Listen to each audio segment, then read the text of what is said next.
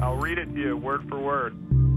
Federal agents also tell ABC News they're attempting to identify a man who passengers said helped Abdul Muttalab change planes for Detroit when he landed in Amsterdam from Lagos, Nigeria. Authorities had initially discounted the passenger accounts, but the agents say there's a growing belief the man may have played a role to make sure Abdul Muttalab did not get cold feet. Oh my God, you've been vindicated by them on that. But obviously they think the trail's cold now. They have all the surveillance footage. They were involved in a cover-up. Kurt, this is huge. Well, that was my take on it, but unfortunately for ABC News, they buried it in the bottom of a seemingly unrelated article about female suicide bombers heading here from Yemen. Why is this not front page news everywhere, number one? Number two, why are you burying it at the bottom of this article? Number three, why did you initially discount my story to begin with? It's not like I'm not credible here. And of course, they had COINTELPRO posing as the Patriot movement attacking you. All the usual suspects. I mean, it never ends, Kurt. We are, of course, going to get into the top story today. In plain view, as if it's no big deal, DetroitNews.com.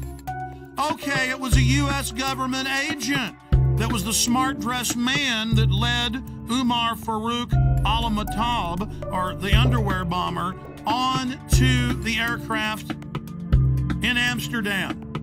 After a month plus of lying and saying that no such man existed, and saying no one else was pulled off the plane in Detroit, supposedly with a bomb. Now they've admitted that happened as well. Kurt Haskell, the lawyer, and his lawyer wife, they've both on record have been proven right with other witnesses. And you add how they were already getting in Yemen. That's now confirmed. Washington Post. They were planning to already launch a bigger attack, 2,000 troops there. And then right on time, right as the body scanners were scheduled to go in January nationwide. That was already scheduled, folks. They're saying on the news, oh, now we're doing this. Now, I went and looked it up. They were scheduled to go in the additional 214 airports.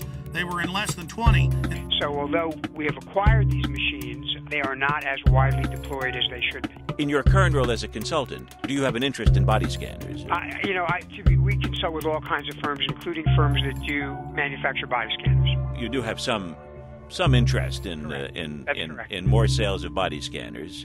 As well as a lot of other security measures. But I would point out that I've talked about this for probably the last 3 years. Read what the scanners do to your body. And the TSA guys, again, you need to know why you're going to be dying in 5 years of cancer. Go ahead. And then we find this article about terahertz waves, which is what they use to do this scanner. This came in today. And according to one of their studies, I'm just going to read this real quick. Terahertz waves are in the electromagnetic spectrum between microwaves and infrared, and they pass through non-conductive materials such as clothes, paper, wood, and brick. They say the forces that are generated by these THZ fields are tiny and resonant effects that allow the THZ waves to unzip double-stranded DNA, creating bubbles in the strand that could significantly interfere with processes such as gene expression and DNA replication. So step in the microwave.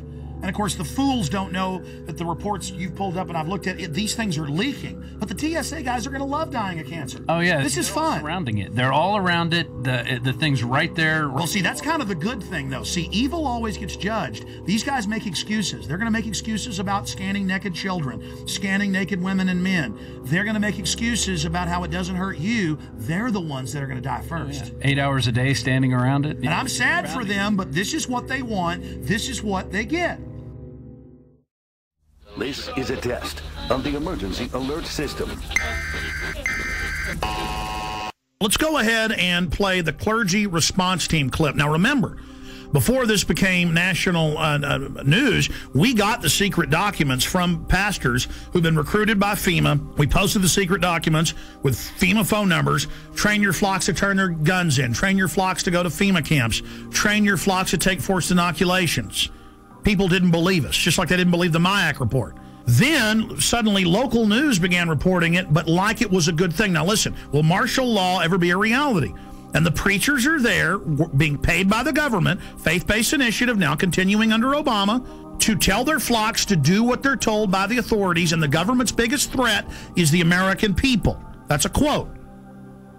So this is specifically the pastors getting ready for us to go to FEMA camps. And there's thousands of pieces of evidence like this, and Glenn Beck's saying it doesn't exist. Here it is.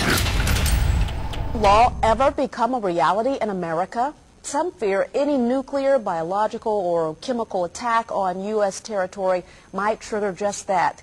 And as KSLA News 12's Jeff Farrell discovered, the clergy would help the government with potentially their biggest problem, us. From my cold, dead hands. Charlton Heston's famous declaration captures a truly American value, the overarching desire to protect our freedoms.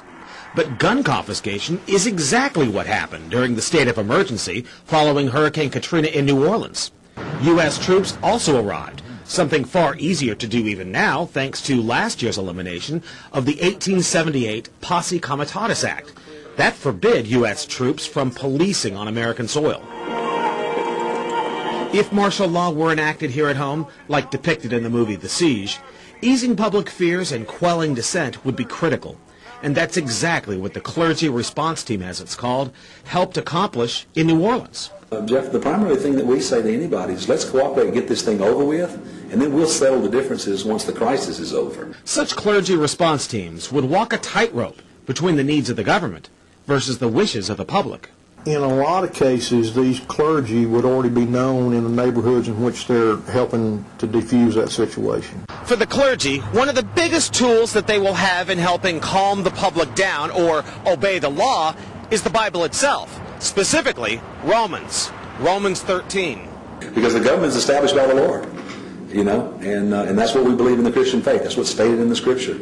Civil rights advocates believe the amount of public cooperation may depend largely on how long they expect a suspension of their rights might last.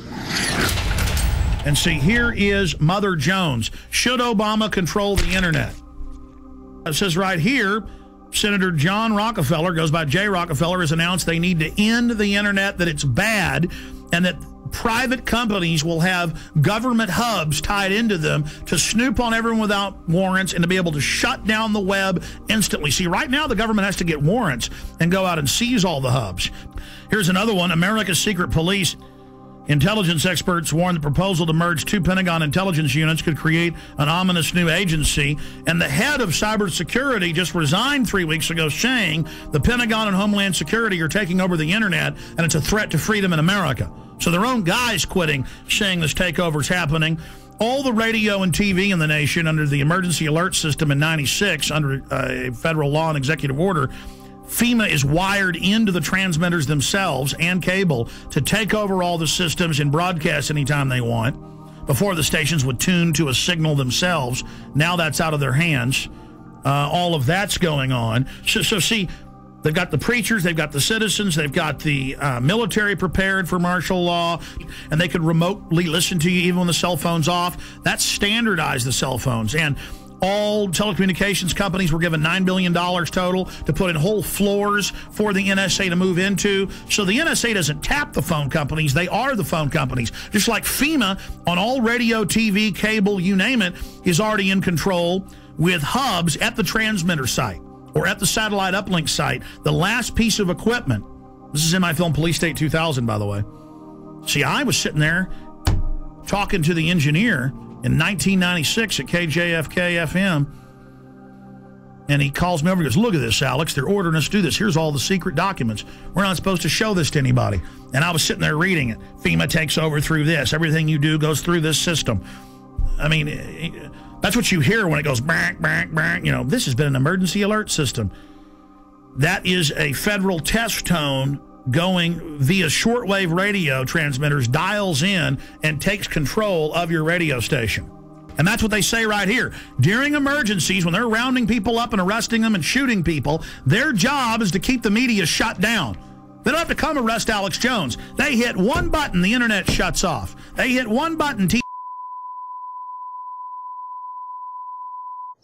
In the not-too-distant future, the self-proclaimed intellectual elite will rule every aspect of our lives. People in the world are content to stay as first or second level maggots. The economy is emerging from the recession. We have to keep geoengineering on the Implementation depends on motivation. An alarming and possibly catastrophic disaster. Already the path has been chosen, the design set in motion decades ago.